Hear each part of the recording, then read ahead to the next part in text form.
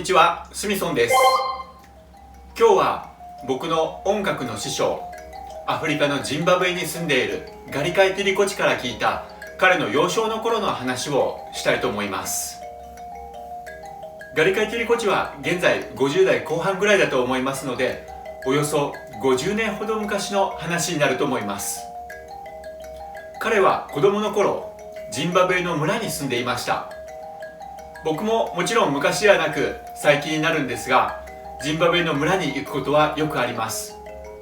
そういった村では電気や水道が通っていないところも多く、夜は月明かりやろうそくの光、また焚き火の明かりなどで生活をして、そして飲み水は湧き水だったり井戸水だったり、そういったものを利用している、そういった生活をしているところが多いです。ガリカイ・ティリコチが生まれ育った村もそういった環境だったと思います。そしてその村にはたまにある男が訪れていたと言います。ガリカイ・ティリコチはこう言います。私はあの男のことがとても怖かった。なぜならばその男は動物の毛皮を身にまとっていたからだ。私はとても幼かった。だから他の人と違って動物の毛皮を身にまとっているその男のことがとても怖かった。しかしその男はガリカイ少年をよく可愛がっていたと言います。そしてその男はガリカイ・ティリコチの両親にこう言っていたと言います。もしこの子が病気になっても病院には連れて行ってはいけない。この子が病気になったら鍵タバコとビラの音色で治すように、そう両親に言っていたと言います。ガリカイ・ティリコチはこう言います。私は病院に入院したことは一度もない。私は病気を鍵タバコとビラの音色で治してきた。今でも私が病気になると、私は息子たちにビラを引いてもらう。そうすれば私の病気は治る。私の家族たちもそうである。私の家族たちも病院に入院した者は一度もいない。病気になると鍵タバコとビラの音色で病気を治す。ここで言われているビラというのはジンバブエに住むショナ民族の人たちの伝統楽器です。今この動画のバックで流れている曲があると思います。これがビラの音色です。また鍵タバコというのはジンバブエの人たちはスナフやブーテなどと呼んでいますが、特別な植物から作られた鍵タバコで聖なるものとして取り扱われています。このブーテは先祖の魂とつながることができる、そういった特別なものだと信じられています。それではこのガリカイ・ティリコチが育った村、ここを訪れていた男、この男は一体何者だったのでしょう。ガリカイ・ティリコチはこう言います。あの男の本名は何だったのか。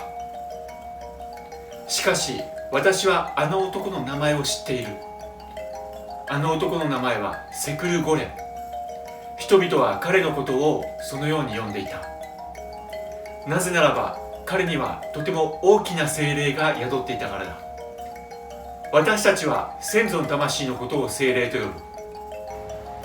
彼にはとても昔に生きていた先祖の魂が宿っていた。その先祖の名前はセクル・ゴレン。ゴレおじいさんというその先祖が彼には宿っていた。だから彼は現代の人たちが着ているようなそういった服を着ることはなく、セクル・ゴレが生きていたその当時の服、動物の毛皮を身にまとっていた。そして彼は決して自転車やバイク、車、バスなどを利用することはなかった。